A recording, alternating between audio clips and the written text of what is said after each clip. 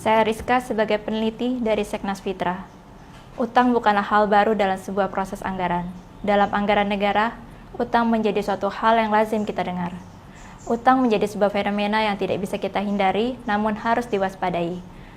Karena pertumbuhan utang tidak sepenuhnya menopang peningkatan kesejahteraan rakyat dan mengurangi kemiskinan. Bahkan dalam jangka panjang, tambahan utang memiliki hubungan signifikan terhadap meningkatnya kemiskinan. Karena utang yang membengkak berpengaruh terhadap menurunnya pendapatan per kapita. Jumlah utang negara selama kurun waktu 10 tahun terakhir mencapai 6.080,08 triliun rupiah.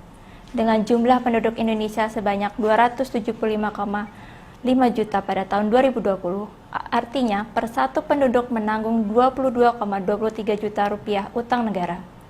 Pada tahun 2015, terjadi lonjakan jumlah utang dengan rasio utang terhadap PDB mencapai 27,4%. Dengan melonjakkan rasio ini akan memperkecil fleksibilitas negara dalam mengelola anggaran dan akan berdampak pada kemampuan belanja negara untuk membiayai belanja kebutuhan masyarakat. Terdapat beberapa indikator untuk menakar beban dan risiko utang negara.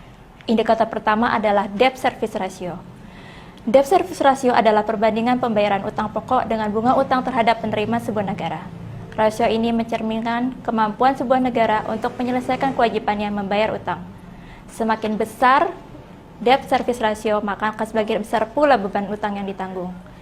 Debt service ratio Indonesia telah melampaui standar IMF sejak tahun 2018. Di tahun 2020, debt service ratio Indonesia mencapai 46,77%. Rasio itu sudah melampaui rekomendasi IMF sebesar 25 hingga 35%.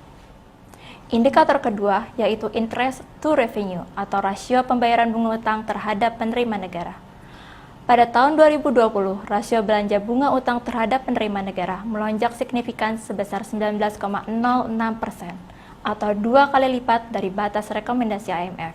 Dengan semakin besarnya belanja bunga utang, maka dapat mengurangi proporsi alokasi belanja sosial, pendidikan, kesehatan, dan belanja untuk peningkatan kesejahteraan lainnya.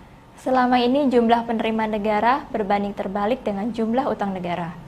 Hal ini terlihat jelas pada rasio utang terhadap penerima negara. Rasio utang terhadap penerimaan melampaui batas aman rekomendasi IMF sejak tahun 2013, di mana rasio penerimaan mencapai 165%. Dan di tahun 2020, dengan adanya pandemi COVID-19, rasio utang terhadap penerima negara menjadi 369% atau 2,5 kali lipat dari rekomendasi IMF sebesar 90 hingga 150%. Yang artinya, penerimaan negara untuk pembayaran utang di masa depan akan semakin besar dan memberatkan. Utang harus dapat terkontrol dengan baik, karena bagaimanapun juga, utang membawa beban dan risiko bagi negara di masa mendatang.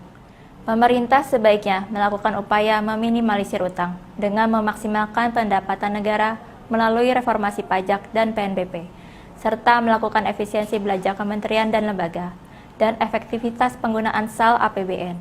Terima kasih.